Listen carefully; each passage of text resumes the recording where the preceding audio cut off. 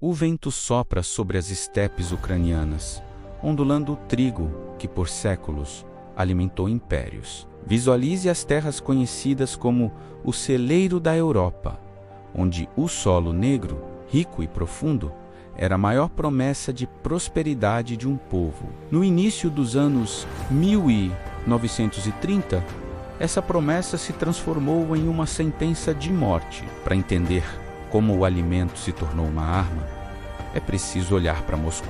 Joseph Stalin via na Ucrânia não apenas uma fonte de recursos, mas um foco de resistência nacionalista que ameaçava a hegemonia soviética. A política de coletivização forçada foi o estopim. Pense na escala dessa mudança. Camponeses que cultivavam suas próprias terras por gerações foram subitamente transformados em engrenagens de fazendas estatais. Aqueles que resistiam, os chamados kulaks, eram rotulados como inimigos do povo. O que começou como uma reforma econômica rapidamente se tornou uma campanha de aniquilação cultural e física. As fronteiras foram fechadas e a Ucrânia foi cercada por um cordão sanitário de fome. Em 1932, o governo soviético elevou as cotas de entrega de grãos a níveis matematicamente impossíveis. Considere o desespero de uma família que entregou até o último saco de sementes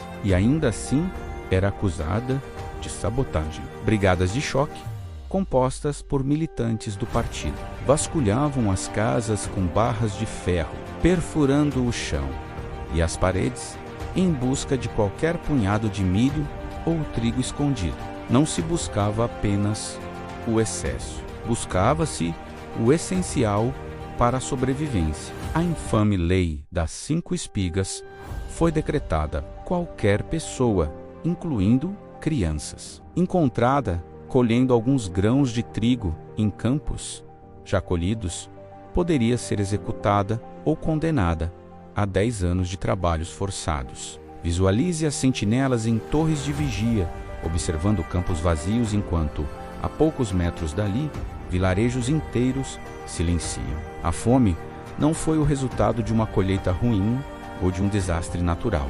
Foi uma arquitetura de escassez projetada para quebrar a espinha dorsal de uma nação. À medida que o inverno de 1933 avançava, o cenário tornou-se apocalíptico. O gado foi morto, os cães e gatos desapareceram e as pessoas começaram a consumir cascas de árvores e couro. O instinto humano de autopreservação foi testado até o limite do indescritível. Relatos de sobreviventes descrevem ruas onde os corpos eram recolhidos diariamente por carroças, muitas vezes levando aqueles que ainda respiravam, mas não tinham forças para protestar. Enquanto isso, nos portos de Odessa, toneladas de grãos eram carregadas em navios para exportação, destinadas a financiar a industrialização soviética e a compra de tecnologia estrangeira. A inteligência artificial hoje nos ajuda a analisar os registros demográficos da época, revelando lacunas de milhões de vidas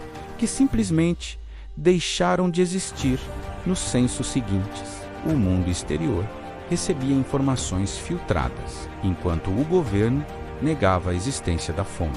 Corajosos jornalistas arriscavam a vida para caminhar pelas aldeias famintas e contar a verdade que o Kremlin tentava enterrar. O Holodomor, termo que significa matar pela fome, não terminou quando as colheitas voltaram. Ele deixou uma cicatriz profunda na alma ucraniana. Milhões de pessoas morreram em um intervalo de menos de 2 anos. Para consolidar o controle, o regime soviético repovoou as áreas devastadas, alterando permanentemente a demografia e a dinâmica linguística da região.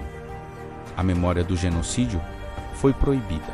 Falar sobre a fome era um crime contra o Estado. Pense na resiliência necessária para manter essa história viva sob décadas de opressão. Somente com a queda da União Soviética e a abertura de arquivos secretos é que a escala total da tragédia pôde ser compreendida globalmente. Historiadores traçam paralelos entre essa política e outras formas de controle estatal absoluto que ocorreram ao longo da história, comparando a eficácia do isolamento geográfico com táticas de cerco usadas em guerras desde os tempos antes de Cristo. A fome foi a ferramenta definitiva de uma engenharia social cruel. Hoje, o reconhecimento do Holodomor como genocídio é um pilar da identidade nacional ucraniana e um alerta para o mundo sobre os perigos do totalitarismo. Olhar para o passado não é apenas um exercício de luto, mas um ato de justiça